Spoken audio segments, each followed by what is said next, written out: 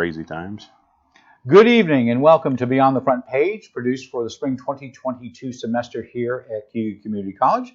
This is a show that's broadcast on ARMA, the Regional Media Access, ARMA, for those of you who are wondering how I pronounce it, Spectrum, Verizon, Fios, as well as the college's radio station 89.1.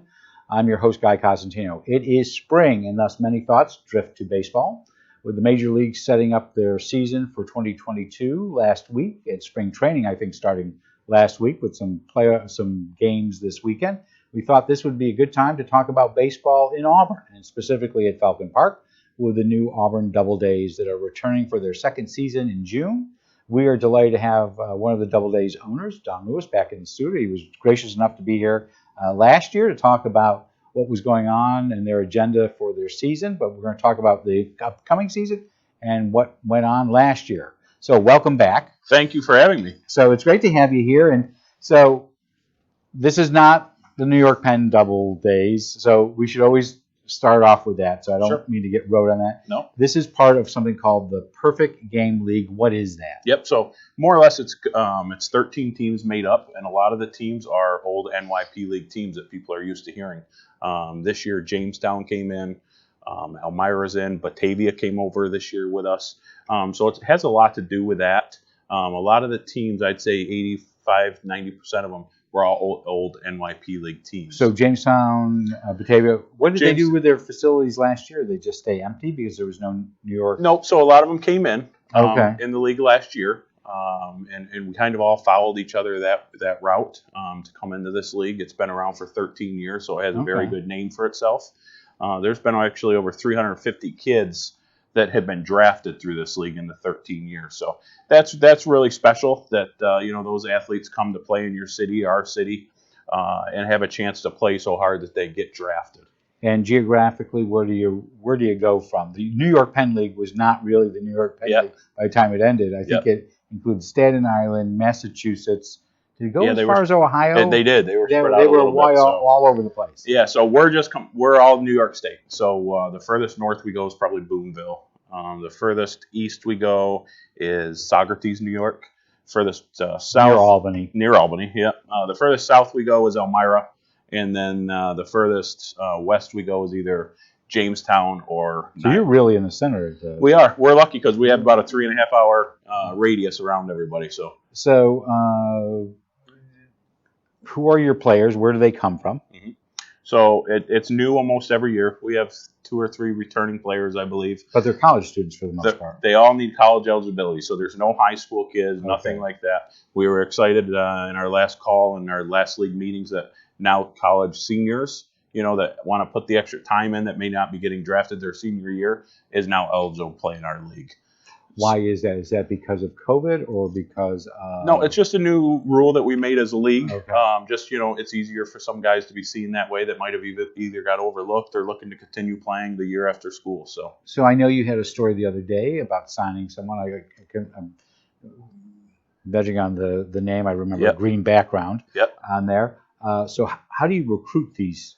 So a lot of the recruiting it's different with collegiate. So you need to make sure you have a great coach put in place so that when you call Kentucky University or you call Radford or Manhattan, that coach knows that they're sending their player to our organization where they'll be used correctly. So your coach last year has a pedigree in baseball, knowing his dad from many, many years ago, Bob Julian. But Coach Julian, will he be returning with you? He will be returning, yep. So we're excited to have him. Last year we only had 2 months to get a team started.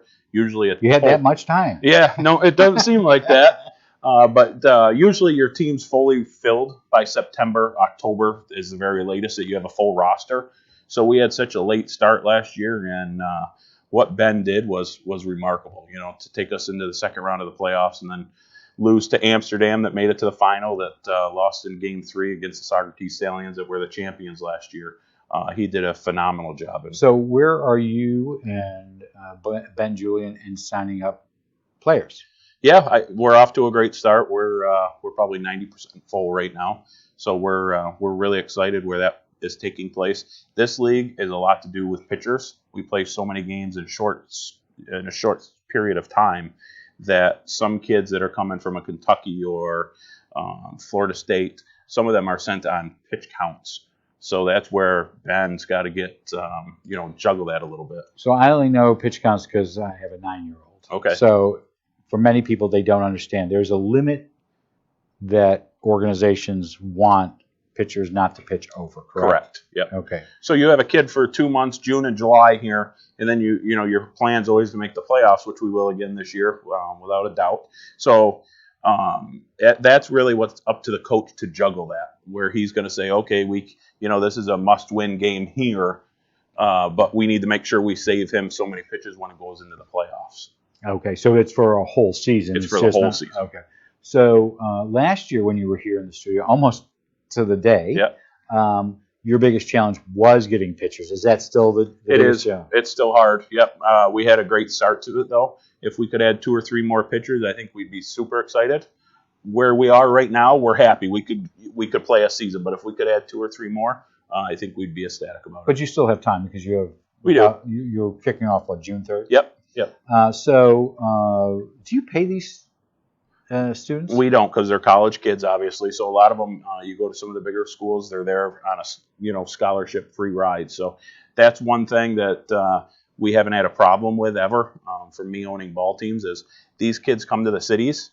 We make sure they have a contract that is obligated to them, that they got to do X amount of community events, their community service.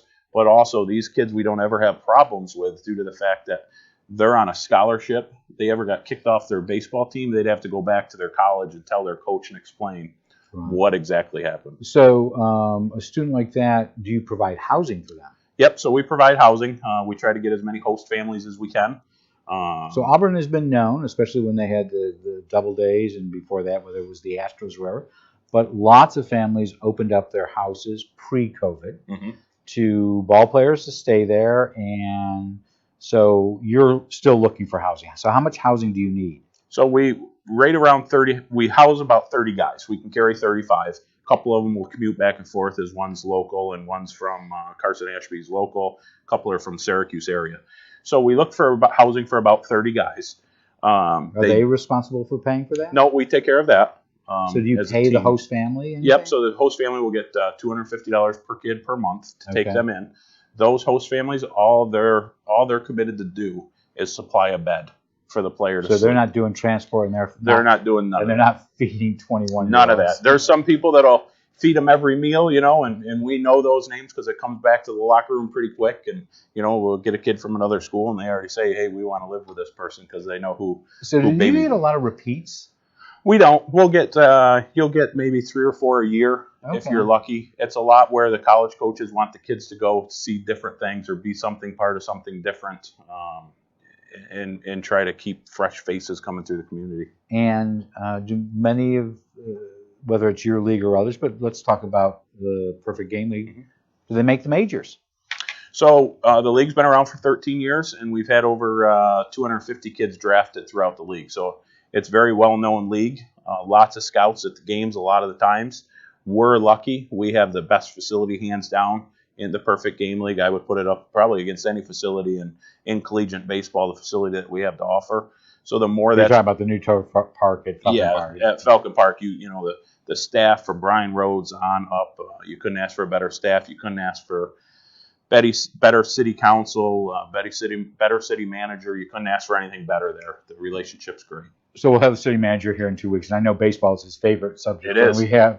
It's good because not off the baseball part, but I know Jeff, Mr. Diger, is big in recreation, which is really nice. The ice arena that they got there is top notch, So I know he's big in that. I know they're looking to build a new skate park, and that there will be a public discussion on that and plans. You slightly touched on it. You own more than one team. Yes. Or have an interest in more than one team. Yes, correct. What do you and your partner? So we're in with Newark now, Newark, New York, with the Newark Pilots. We took that team over this year to help it keep going. The old owner of that got sick, and with the distance that we were there, it really helps our team for travel. And then last year I had another team in a different league called the Mansfield Destroyers. I sold that team this past year so that I could be in this market. This market's the one that I focus on. Bob, my business partner, really focuses on the Newark market.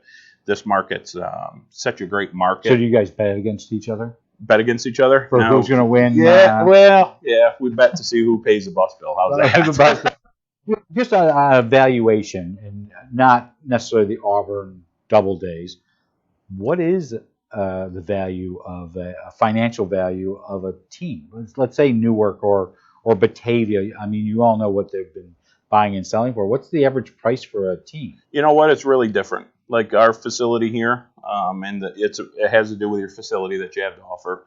Has to do with the lease that you have with the city. Obviously, you have to get pre-approval to sell that lease more or less. So is it hundreds of thousands of dollars, millions of dollars, tens of thousands of dollars? No, I would say hundreds of thousands. I wish it was millions, but okay. No, it's... So your season will start, as we said, on June 3rd, and it goes for about how long? It'll go till 2 months. So it ends on July 30th. Is our last game. Unless... Which we will make the playoffs. Good attitude. Because you made the playoffs last year. We did. Yep. How'd you do? Good. We made it to the second round, like we said at the beginning. Lost to Amsterdam. Amsterdam's always done a great job with their organization, and we were really lucky. We stayed with them through the whole end, and then got to a little bit of pitching and had that downfall. But what a remarkable season for all of our players. So in the past, when it was the Doubledays as being part of it, whether it was the Blue Jays or the Astros or whatever, Washington. You used to have a lot of fans who would travel from park to follow the teams. I know you only were up and running for 60 days last year. Yep. Do you see some of that? We do. We see a lot, especially with the closer cities. Geneva, Newark. Some did go down to Elmira when we played them that single time.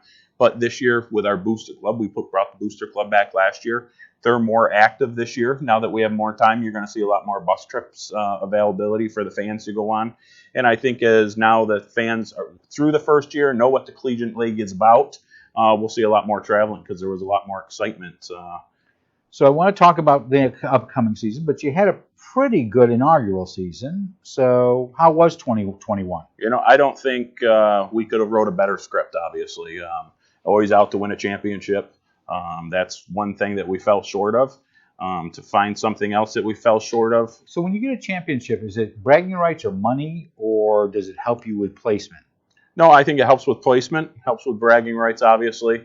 Do players get a ring? They do. They do. Yep, we run this. So Bob and I, that's one thing about us. We run our organizations as professional as you can.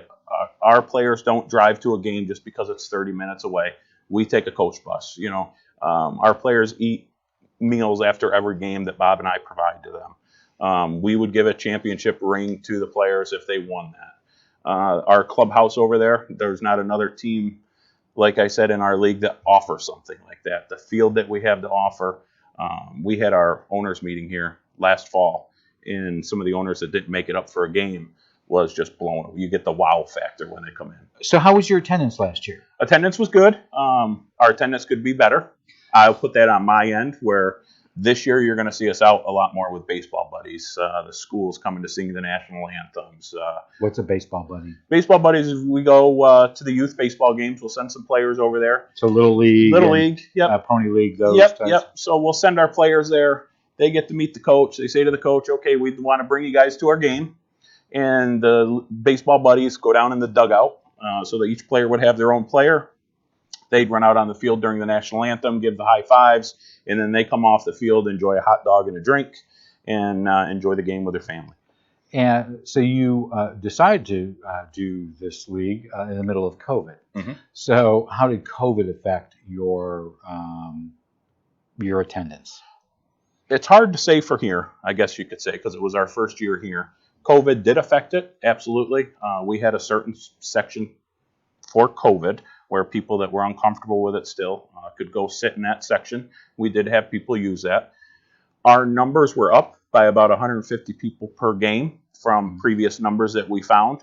So we were happy with that. But I do think now that we're getting on the final stretch of COVID and back to it where we can put our boots on the ground and go visit the baseball buddies and everything, our numbers should be a lot better this year. So will you require, because I know this was a stipulation last year and we had a whole different world last year. Yep. It seems to change every half year. Absolutely. Are you going to require masks, proof of vaccinations? Will you have a mask section. What's the plan this year? So that's something where we'll sit down with Mr. Diger, the whole facility over at the park, and we'll all brainstorm at that park, just like we did last year. I mean, things are changing day by day or week by week. So if you're at a SUNY school, you have to be vaccinated to go to school if you're in classroom. Do you require vaccinations for your players? As of right now, we have a conference call in a month, and that's where we're going to take that. We've talked about it, but the vote has not yet taken place. How did you do on food sales? Foods was good.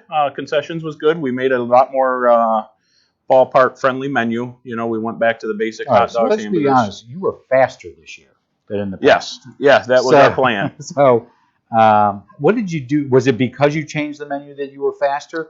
I know you and your partner were often behind. I think I got to say hello to you a lot because you were were you processing orders or you were giving direction? I think you were processing. Yeah, so more or less it's that's one thing that we heard a big complaint about was the speed of the concessions, that people would have to miss an inning or two just to get their food. So A, we went back to the basic ballpark food. B, we have a pretty good conveyor belt that we use, I guess I should say. I've been in it 10 years. System, yes. I've been in it 10 years, so we got a good system that works. You got kids at each station, and then they're running the food up. There should not be a long, by the time you pay your money, you should not be waiting more than 10, 15 seconds. And you have a nice Falcon Park hat there.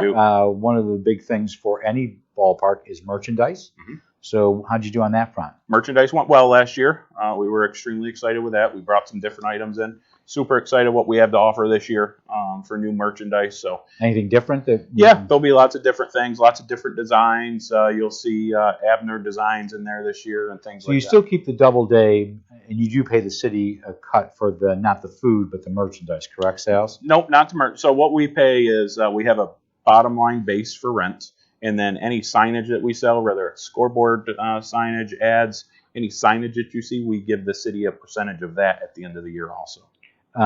So let's talk about this coming. Yep. So as you're looking at about 45 days from now, 65 days from now. 65, yeah. What's your biggest challenge right now? Biggest challenge right now, boy, is locking up and finalizing the rest of the sponsors that we had. They've all been great, very receptive. We haven't lost one. We found some new actually already.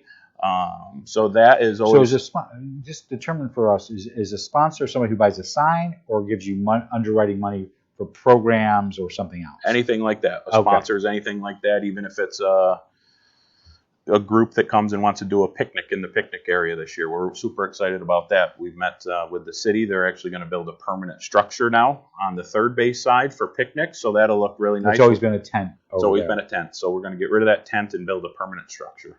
So I did want to, you talked about you've got a couple of slots still left. In the past, you have offered to have somebody players from the Spartans. Have you had anybody from the Spartans joining you yet? We do. We got 2 kids joining us this year from there. John Rizzo was our assistant coach last year, so he knows Ben Julian really well, so they work together, and he's comfortable with sending 2 of the players our way. So your goal is to have a local connection to Cayuga. I know last year you offered, it was also very late in the season. Yep. But you see this as a constant where you'll see the Spartans.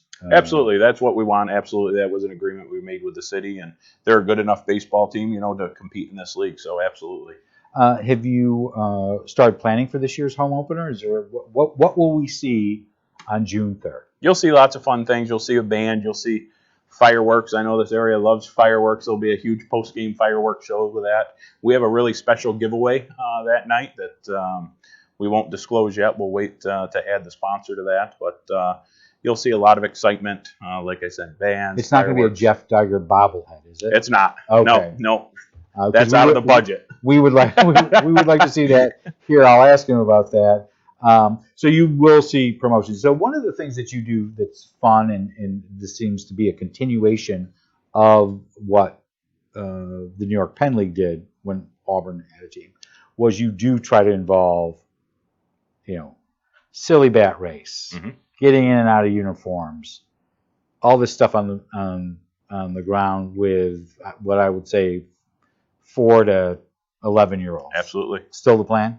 That's the plan, and there's even a better plan this year. And when I was talking to Ben, we were communicating a little bit, and we're going to have the players very involved during the games this year also. So the guys that aren't going to play or the guys that are sitting out from pitching, they're going to be extremely involved in dancing and having fun and in the crowd with interaction. So there's going to be a lot more of involvement with that this year. And Shane Truman, I know he's a well-known name there. He did a great job helping us get that off the ground. Fun guy, last year. leadership Cayuga, a couple of other things. Yep. And, very enthusiastic, to say the least. And congratulations to him. They just had another baby, so I think he's stepping away from that a little bit to focus on it. But he's still going to work with you on some stuff. So do you broadcast these games? We do through YouTube, through a YouTube channel that the league makes it mandatory that we have that. So when our team goes on the road, they can always go to the visiting website, click it, and watch the game through there. So all of our games are televised or videos live streamed. So they're videoed, or is it just play-by-plays? Nope, video.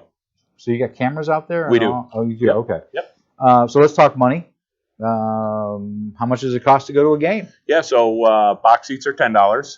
That's going to come with waitress service this year. And then general admissions, $8, minus $2 from each of those for senior, military, and then children tickets also. And can you buy season tickets? You can. Yep, you can call the front office to buy them. We're super close to launching a link on our website this year so that you can actually get on the website to purchase your tickets per game, or they'll be on sale for box seats also for season tickets. So you can either buy box seats individually if they're available, or you can buy them for a season. Correct. So how many games are you playing? So we have 46 games this year. So it'll be 23 home games. Then we mixed in 2 more exciting games to add. So we're right around 45 games or so. So another thing that you did differently last year, I'm not saying previously it wasn't, but new owners, and you have a different interest in delivering a product than a municipality does. Mm-hmm. So one of the problems in the past was people sitting in other people's box seats. That did not seem to be a problem last year. Why not? That went good last year. I think, some of the security that we had in place or the tickets that we had in place were great. We're actually going to tune that up a little more this year and go another route as part of being a season ticket holder. An extra benefit is going to be that you have your seat on hold. You'll have your name plaque on the back of your seat. Any other box seat starting this year is going to be general admission. So when you walk in, you'll get your gold ticket. You sit in any box seat you want, unless the person's name's on it, which is our great season ticket holders that would have that seat permanently. Oh, so you won't necessarily be in Section 101 seat. Correct. So if you're a D1, season ticket holder, D2. if you're a season ticket holder and that's what you pick, you will be.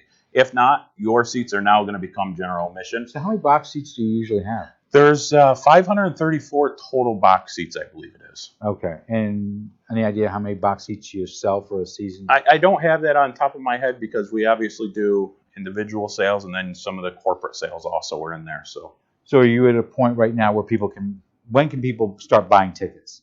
Tickets will be for single game tickets. Yes. Probably another month or so will be for that. But if you want to buy box seats now? If they want season tickets, right now season tickets. And then regular game tickets, game by game, will be on sale in about a month. And like I said, you'll be able to go on to auburndoubledays.com, all of our social media pages, and purchase the tickets that way. I'll go back just a moment to the host family, because I know you're still looking for host families. How many host families are you looking for right now? Well, I shouldn't say we're short because we always figure it out. But if we could find 8 more beds, I like to say. So just supply that bed, 8 more. And how does somebody find out about this? Just call our front office. Everything's on the website and social media. Call our front office or send me an email, and I'll definitely get right back to them.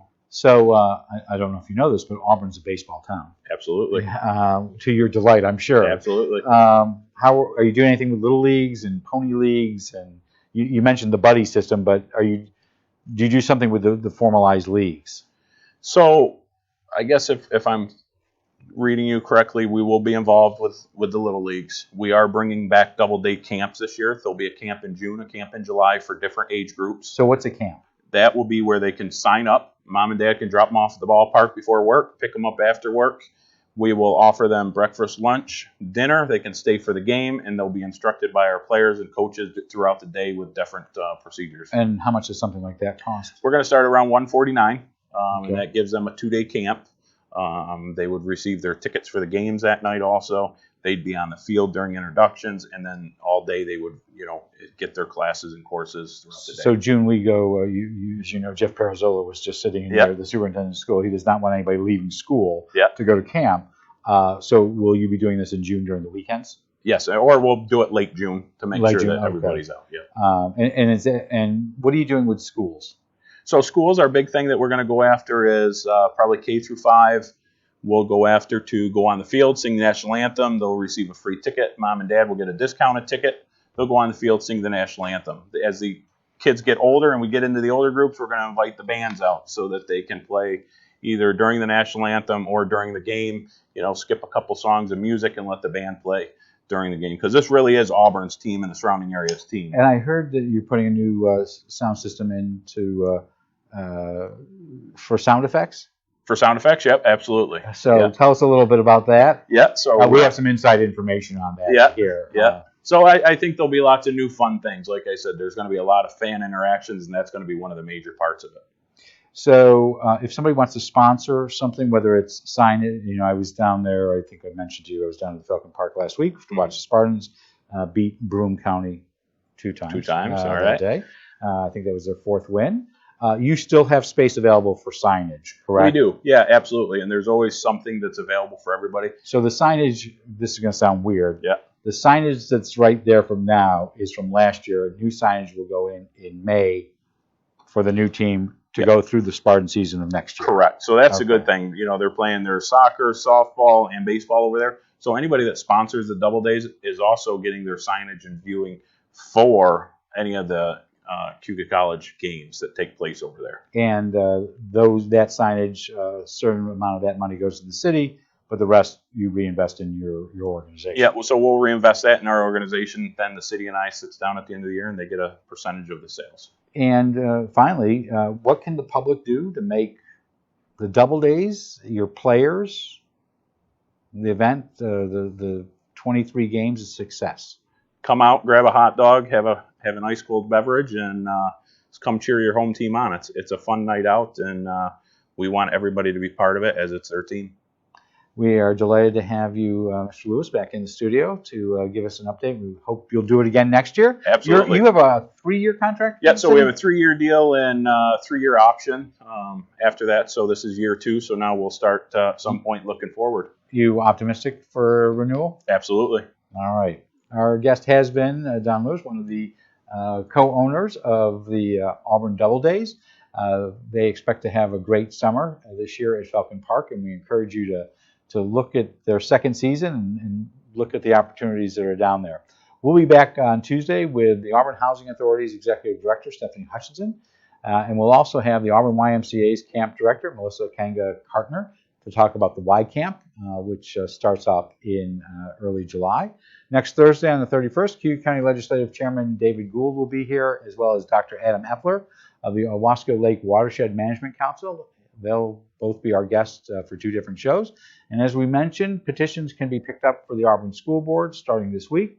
We'll be having our annual Auburn School District Forum on May 3rd, but our last show of the season is the first Tuesday of April, where City Manager Jeff Digert will be talking about his bobblehead, as well as Jeff Perazzola and Lisa Green will be in to talk about the school district budget.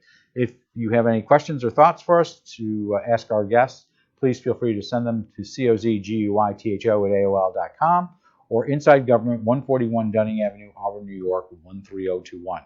I'm Guy Cosentino for Cayuga Community College. We want to thank you for watching. We hope you have a good evening. Have a great tomorrow. If you have not gotten vaccinated, get vaccinated or get your booster or wear your mask and be safe.